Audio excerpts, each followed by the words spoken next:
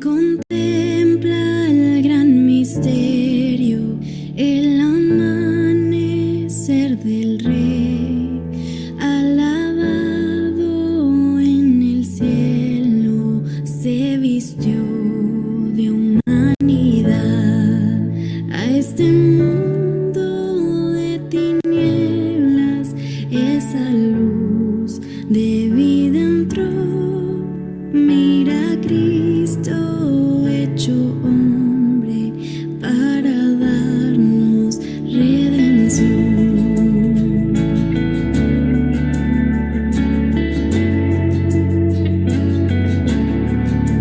Ven, contempla el gran misterio, el perfecto Hijo de Dios, en su vida y sufrimiento, en pecado no cayó. Miraban el verdadero Salvador del hombre infiel, Cristo el firme cumplimiento de la ley, la roca es Él.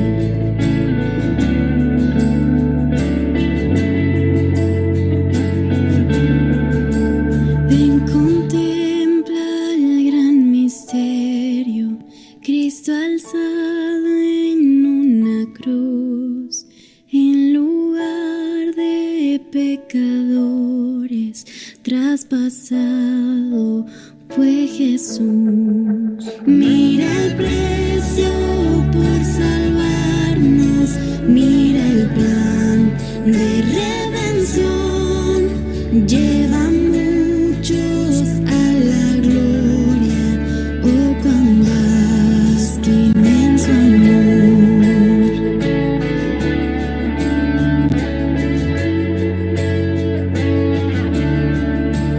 Ven, contempla el gran misterio, Dios de vida que murió, mas la tumba fue vencida, gloria a Dios, resucitó.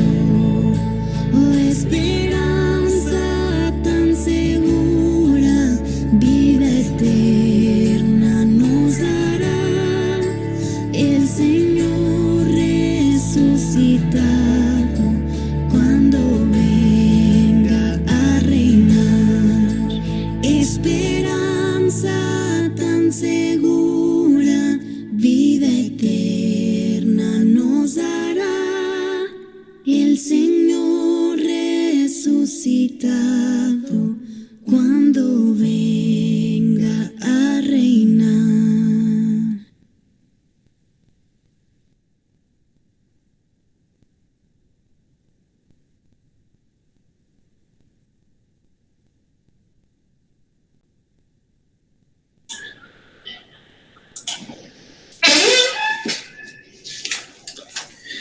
En el libro de Hechos de los Apóstoles, en el capítulo 2, verso 42, se nos narra el comienzo de la iglesia primitiva. Este proceso de comienzo de la iglesia primitiva es un proceso que deberíamos tener en cuenta por su gran importancia. En el verso 42 del mismo se nos narra cómo ellos tenían gran comunión entre creyentes. Dice que y perseveraban en la doctrina de los apóstoles, en la comunión unos con otros, en el partimiento del pan y en las oraciones. Y sobrevino temor a toda persona, y muchas maravillas y señales eran hechas por los apóstoles. Todos los que habían creído estaban juntos, y tenían en común todas las cosas, y vendían sus propiedades y sus bienes, y los repartían a todos según la necesidad de cada uno. Y perseverando unánimes cada día en el templo y partiendo el pan en las casas, comían juntos con alegría y sencillez de corazón, alabando a Dios y teniendo favor con todo el pueblo, y el Señor añadía cada día a la iglesia los que habían de ser salvos. En esta instrucción que nosotros acabamos de ver del libro de los apóstoles, nos damos cuenta de qué manera tan importante el culto cristiano empezó a tomar una forma muy distintiva y diferente también a lo que fuera el culto de los judíos. Aunque al comienzo de la fe cristiana tenemos que admitir que se utilizaron muchísimas formas de lo que provenía del judaísmo, y de hecho el escenario primario para la celebración de los cultos cristianos fue el escenario de las sinagogas. Nos damos cuenta cómo en una gran cantidad de ocasiones Pablo se refiere a la sinagoga o llega a la sinagoga inmediatamente en sus viajes misioneros. Siempre que éste iba en sus viajes misioneros, podía entrar inmediatamente llegaba a las sinagogas. Este fue su escenario primario donde él pudo dirigirse. Y en este escenario también de las sinagogas es donde se incuba, es el capullo en el cual se incuba el cristianismo. Así que vemos a Pablo llegando a muchas sinagogas, también vemos algunos de los demás apóstoles muy relacionados con las sinagogas y con la práctica del culto de la sinagoga. De hecho, nosotros hoy en día todavía tenemos muchos elementos del culto sinagoense, como lo fueran el tiempo de los apóstoles. Por eso algunos han dicho que el cristianismo es el heredero de los bienes de la sinagoga. Algunas cosas, como ellos las practicaban, nosotros también la practicamos. Una frase es importante en medio del proceso de salir de la sinagoga y convertirse al culto cristiano, y esta la contiene un famoso autor llamado Justino, apodado como Justino Mártir. Él dice: me enamoré de los profetas y de estos hombres que habían amado a Cristo. Reflexioné sobre todas sus palabras y descubrí que solo esta filosofía era verdadera y provechosa. Justino Mártir escribe en su famosa Eucaristía una palabra griega para designar el culto cristiano como la manera en la que estaba adorando la iglesia en el siglo II. Pocas son las referencias exactas y descripciones detalladas de cómo es que ocurrían los cultos en el siglo I y II. Sabemos por las afirmaciones del Nuevo Testamento que muchos de estos lo tenemos por la sinagoga, pero pocos son las referencias al culto público en los primeros siglos de la iglesia. Una de las razones para esto es que la iglesia en los primeros siglos fue perseguida grandemente y no tenía la posibilidad de hacer celebraciones públicas de sus servicios de adoración al Señor. Sin embargo, es verdad que podemos hacer la afirmación también de que algunos, muy pocos, sí hicieron referencia a esto. Uno de ellos fue el famoso Justino Mártir. Justino hizo referencia a la adoración del culto público, y esto es bien importante para nosotros hasta el día de hoy, porque hay una pequeña descripción de cómo ocurriera. Sí, el patrón se mantiene según la afirmación de lo que dice el libro de Hechos en el capítulo 2. Ellos se reunían a adorar al Señor, lo hacían en las casas la mayoría de veces. Se nos dice de Priscila y Aquila que tenían una iglesia en su casa también. Se nos mencionan ejemplos de los lugares de adoración en el Nuevo Testamento también, y hay algunas pequeñas descripciones también sobre qué era lo que ellos hacían, aunque no pretenden detallarnos al lujo, al detalle realmente lo que estaban haciendo. Sí nos dice cuáles son los principios principales de la celebración del culto cristiano. Fue este el motivo que finalmente llevó a los reformadores del siglo XVI a definir una verdadera iglesia con 3 marcas distintivas. La primera, la predicación bíblica. La segunda, la celebración de las ordenanzas del Señor, es decir, el bautismo y la cena del Señor. Y la tercera, la práctica de la disciplina de la iglesia. Justino Mártir nació en el año 100 aproximadamente después de Cristo.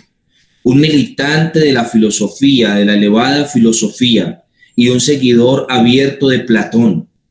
Él militó por diferentes formas de pensamiento hasta que finalmente llegó a la fe cristiana, como él mismo lo define. Cuando Justino fue arrestado por su fe a causa de una pequeña academia que había puesto en la ciudad de Roma llamada Didascalos, fue finalmente martirizado y se le pidió a él que renunciara a su fe haciendo sacrificio a los dioses cuando estaba a las puertas de la muerte, y él, cuando fue arrestado, respondió: nadie que tenga razón se convierte de la creencia verdadera a la falsa. Y estas palabras deberían todavía hacer eco en nuestras mentes. Hoy en día vemos la fluctualidad de una gran cantidad de personas que se afirman ser creyentes.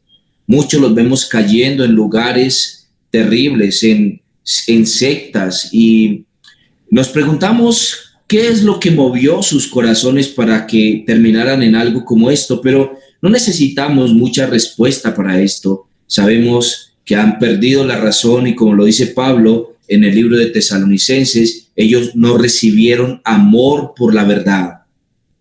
Pero Justino Mártir tenía clara, mediante la razón y también su propia práctica durante muchos años, lo que significaba ser un creyente.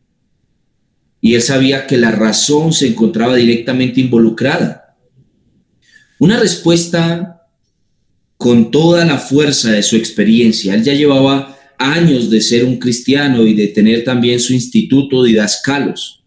Después de haber pasado la mayor parte de su vida adulta en las falsas filosofías platónicas e incluso otras más, finalmente llega a la fe cristiana.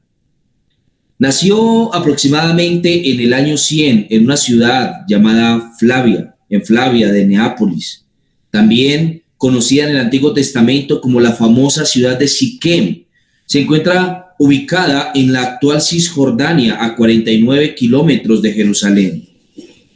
Justino conocía abiertamente algunas de las tradiciones griegas, sabiendo que sus padres eran de tradición pagana. Creció con una buena educación en retórica y en poesía y también en historia. Y desde muy joven estuvo atento a encontrar el verdadero significado de la vida a través de las filosofías de las escuelas de Alejandría y también de la escuela de Éfeso. Su primer maestro fue un estoico que, como él mismo dice, no sabía nada de Dios y ni siquiera creía que fuera necesario conocerlo. Siguió a un hombre perteneciente al grupo de los peripatéticos, o como se conocen como filósofos itinerantes, que parecía que estaba más interesado por sus honorarios que por la verdad. Luego vino a adherirse a alguien del pensamiento pitagórico, y estos seguidores de Pitágoras y su pensamiento causaron impresión en la vida de Justino durante algún tiempo, pero en el curso de su vida se dio cuenta también de su falsedad y quedó decepcionado del mismo. El curso pitagórico requería de un estudio en música, en astronomía y en geometría, y él le pareció que era demasiado lento, así que decidió abandonarlo. Finalmente cayó en el platonismo. Aunque intelectualmente exigente, él resultó insatisfecho para el corazón hambriento de un joven que buscaba la verdad, y finalmente también desecha la filosofía platónica, llegando finalmente al cristianismo. Cerca del año 76 al 138, no lo tenemos muy claro, pero durante el tiempo del emperador Adriano, entre el año 117 aproximadamente y el 138, Justino salió a caminar a la orilla del mar en Éfeso y se topó con un anciano que le manifestó su creencia. Era un cristiano. Este encuentro fue definitivo para la vida y el futuro del famoso filósofo Justino. El anciano durante el paseo se mantuvo con Justino. Le habló de la experiencia, de otra manera de vivir y de otra manera de pensar, de manera que él combinó muy bien las cosas que estaba buscando con lo que éste se encontraba presentándole. Además de esto, el anciano también le mencionó la muerte como mártires de los primeros cristianos. Al no abandonar su fe bajo los tormentos y torturas de Adriano, este vio en la riqueza que estos habían obtenido grandes verdades. Justino reconoció en Jesús el cumplimiento de las profecías hechas por el pueblo judío. Como él mismo lo declaró, fue tal su impresión por los hombres que habían seguido a Jesús hasta afirmar finalmente que esta era la única filosofía verdadera. Como filósofo y con una idea clara sobre cómo se entremezclan la fe y la razón en Jesús, Justino empezó su ministerio inicialmente en la ciudad de Éfeso en el año 132. Luego continuó vestido con su manto filosófico, una famosa forma de vestirse particular de aquellos que tenían la profesión de la filosofía. Él buscó reconciliar su fe y la razón y como fruto de ello escribió 3 obras que hasta el día de hoy todavía las poseemos. La primera se titula Diálogo con Trifón. Es una obra que resultó de la conversación que sostuvo con un rabino judío de nombre Trifón sobre la verdadera interpretación de las Escrituras.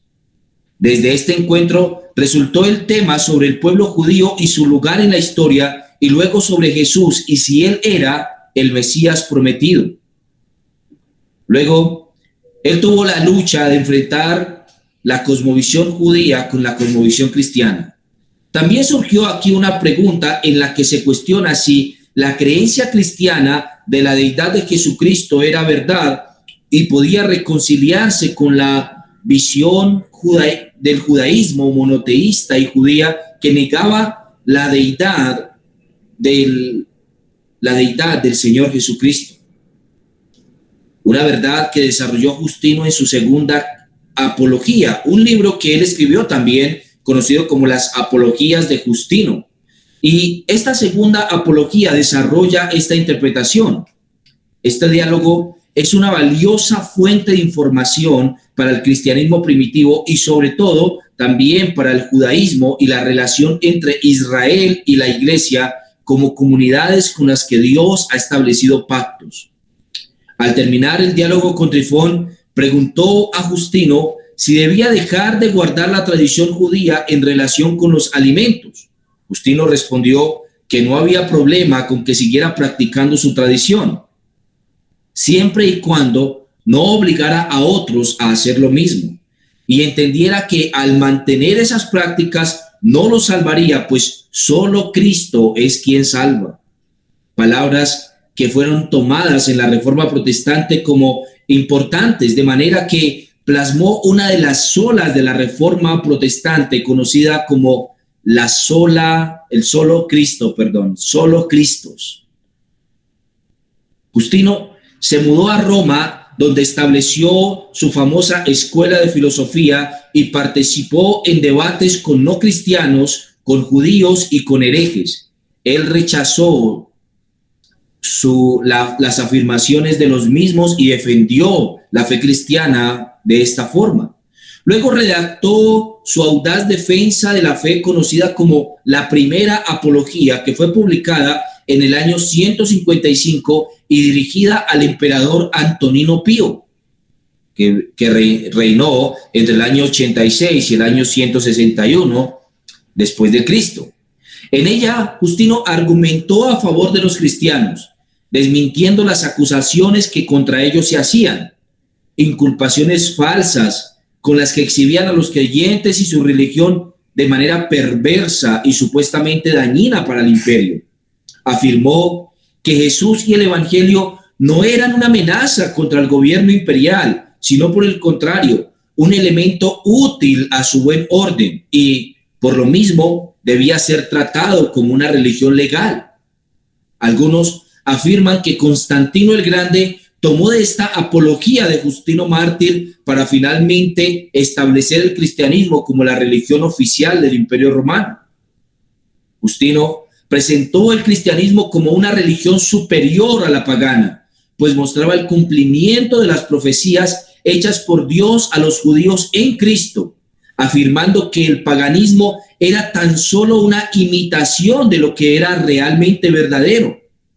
En la tercera parte de esta apología, la primera apología de Justino, él terminó haciendo una breve descripción sobre la forma como el cristianismo primitivo celebraba los dos sacramentos dados por Jesús a sus discípulos, esto es, la Santa Cena y también el bautismo. Hubo una lucha en Justino entre la fe y la razón. Él escribió su segunda apología poco tiempo después de que Marco Aurelio fuera nombrado como emperador en el año 121.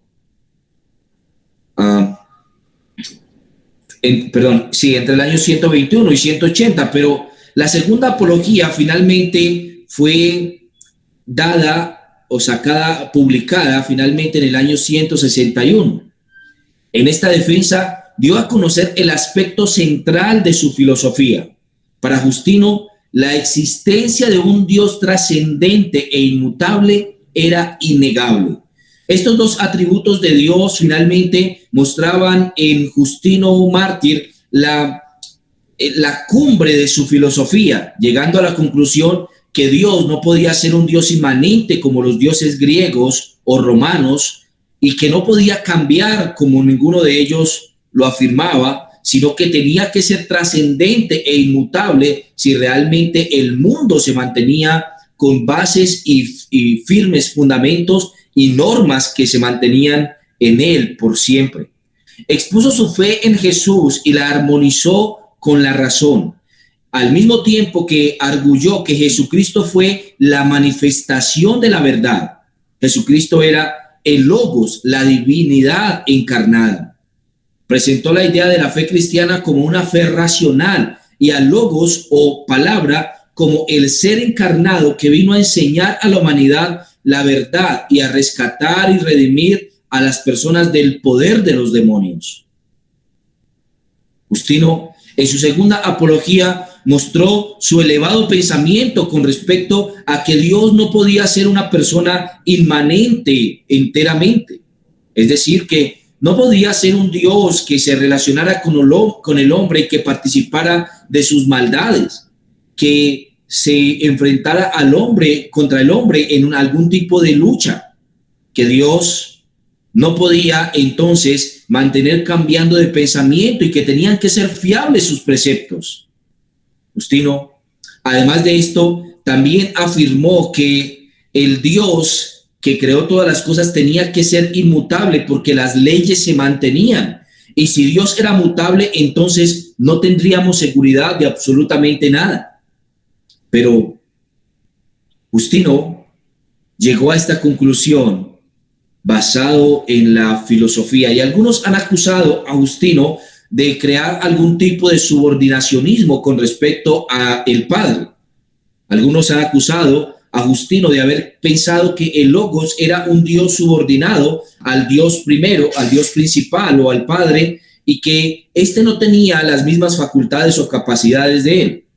Al menos en lo que Justino escribe, nosotros podemos observar que sí existía en el pensamiento de Justino una especie de subordinacionismo en el que él veía al Hijo o al Logos subordinado al Padre. Sin embargo, no podríamos afirmar que su subordinación fuera una subordinación ontológica, más sí podríamos decir que era una subordinación en funciones. Nada distinto a lo que dijera Tertuliano o a lo que se discutiera en el Concilio Niceno en el año 325. Nada distinto a lo que nosotros pensamos. Por supuesto que creemos que Cristo está subordinado en función al Padre. Él obedece al Padre, pero lo que no creemos es que Jesucristo sea inferior al Padre en su propia persona. Él es de la misma sustancia del Padre, igual al Padre en cuanto a su composición, en cuanto a quién es Él, aunque Él voluntariamente se somete eternamente al Padre y a las ordenanzas del Padre. Cerca del año 165 después de Cristo, Justino se enfrentó a un famoso filósofo cínico de nombre Crescencio en un debate. Y poco después del debate entre Justino y este filósofo, Justino fue arrestado por el cargo de practicar una religión no autorizada. Hay quienes piensan que Crescencio, al perder el debate contra Justino, denunció a Justino ante las autoridades como un acto de venganza contra él. Estando en presencia del prefecto romano de nombre Rústicos, quien tenía toda autoridad militar y civil para condenarlo o libertarlo, Justino se negó a renunciar a su fe y fue condenado a muerte por decapitación junto con 6 de sus estudiantes del famoso Instituto Didascalos.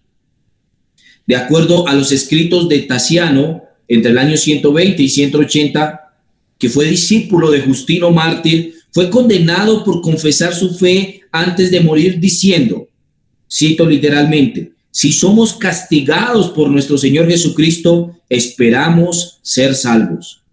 Desde entonces, Justino ha sido llamado comúnmente como Justino mártir. Justino ha sido conocido como el primer apologeta cristiano en la historia de la Iglesia. Al hacer uso de la razón para defender la fe, también estableció las bases para desarrollar la teología de la historia, ya que expuso la idea del plan divino de salvación a lo largo de los tiempos y cuyo fin es y será la gloria de Dios. Justino se esforzó por enseñar a aquellos que vinieran a su instituto la única e infalible verdad contenida en las Escrituras inspiradas por el Señor. Enseñó mediante el uso de la más sofisticada defensa filosófica que la única verdad y la única forma de hallar la salvación y la vida es a través del Señor Jesucristo. Cristo, y solamente Cristo es la fuente de salvación para Justino, aún en medio de sus defensas contra el platonismo o cualquiera de las demás filosofías. Justino defendió la fe desde un nivel elevado de la razón y todavía tenemos mucho que nosotros podemos aprender de sus argumentos al momento de leer su famoso Diálogo con Trifón o sus 2 libros de apologías. Hasta el día de hoy todavía contenemos grandes verdades con respecto a las afirmaciones de Justino y todavía utilizamos sus argumentos para hacer defensa de la fe.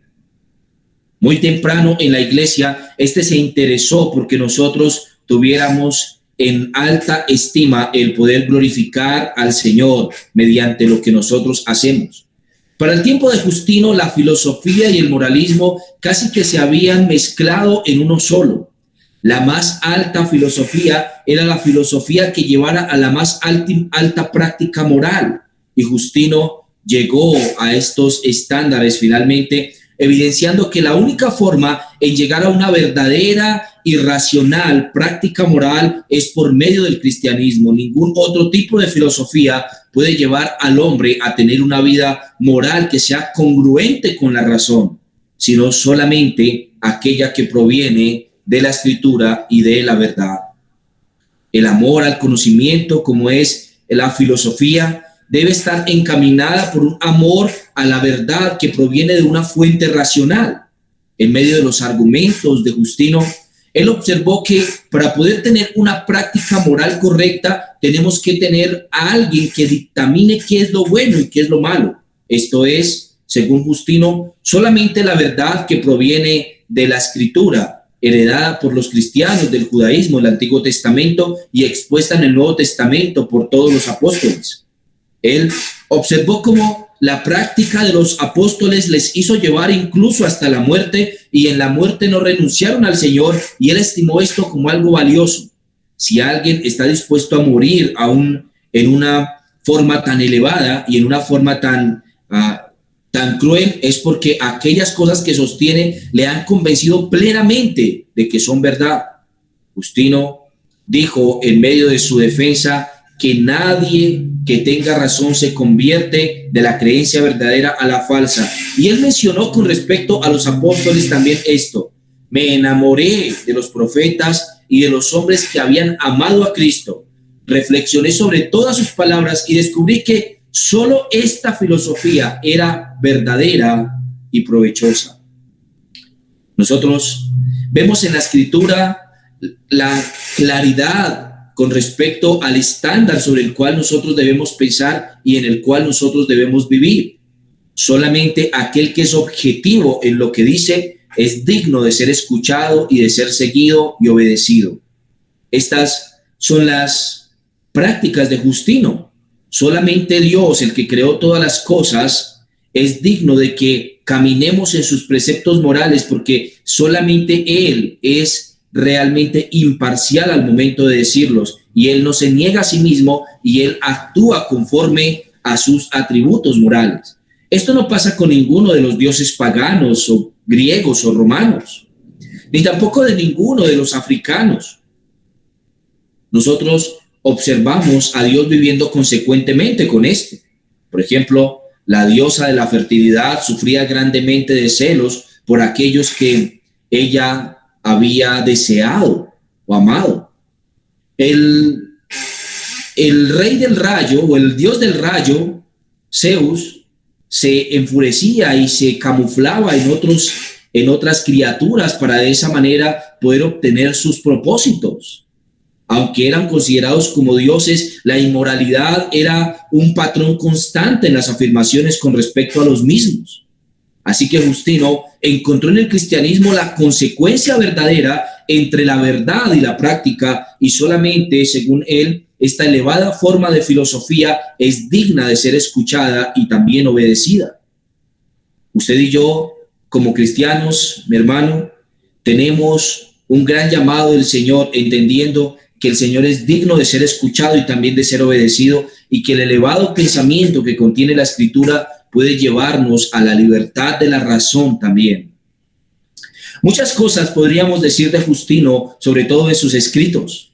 Son grandemente iluminadores en su diálogo con Trifón o en su primera apología que escribió para el emperador Antonino Pío, en la que éste defendió el cristianismo de una forma elevada y racional.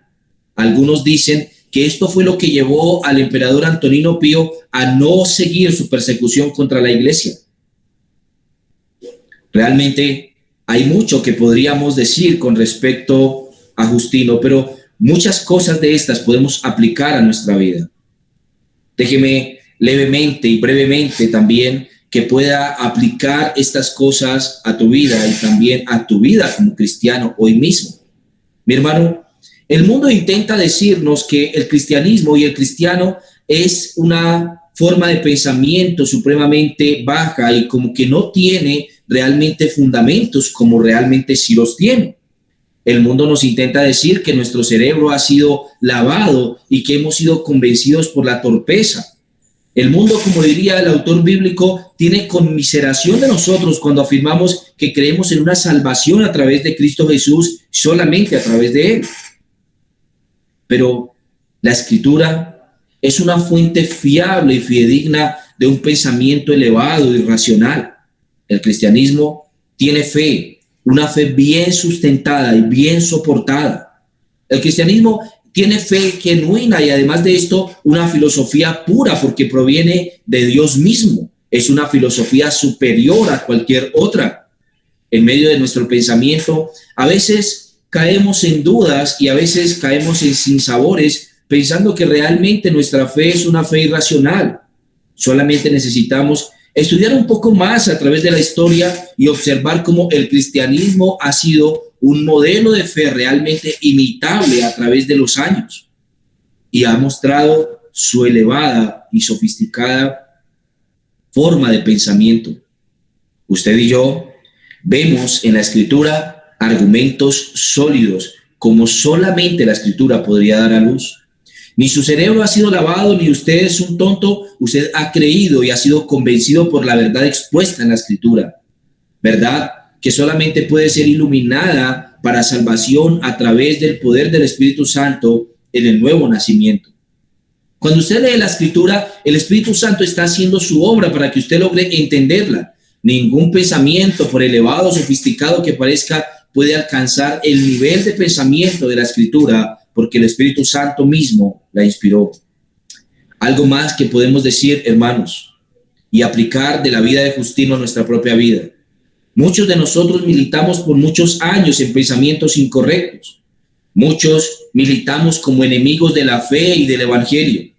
Muchos nos rehusamos a creer que lo que la Escritura decía era verdad. Muchos nos rehusamos a practicar las verdades cristianas como las únicas verdades que han sido determinadas por el Señor. Muchos nos negamos durante mucho tiempo a creer que la Biblia es una verdad absoluta.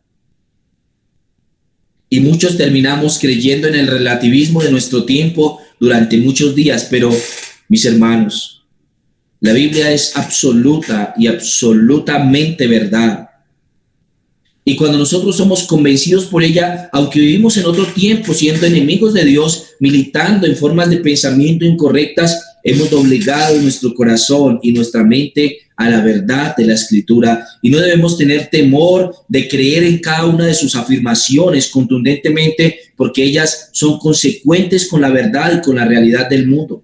Hoy mismo las ideologías pretenden desconectar la verdad de lo que se piensa con respecto a lo que vemos en la realidad, e intenta desconectar la realidad de lo que en realidad existe y de lo que en realidad es.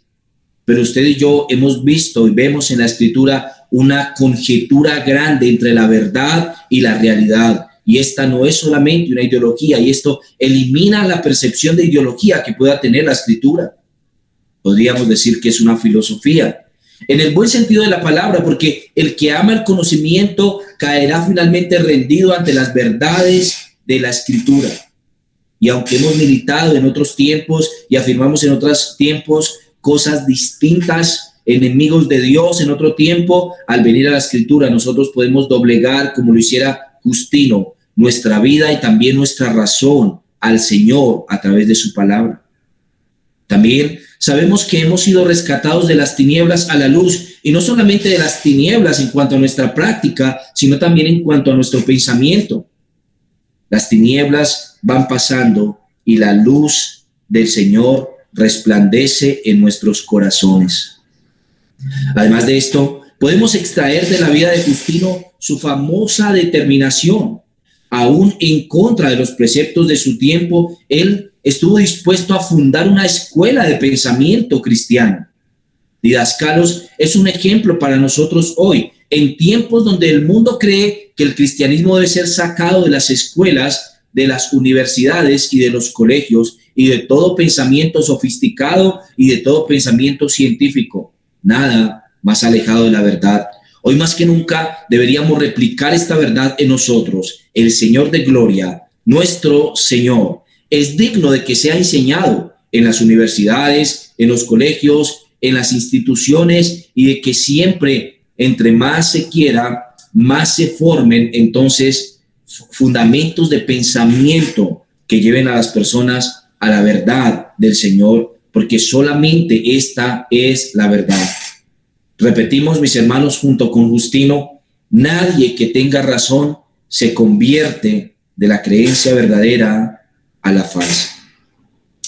Padre, gracias te damos, Señor, por la vida de Justino mártir. Gracias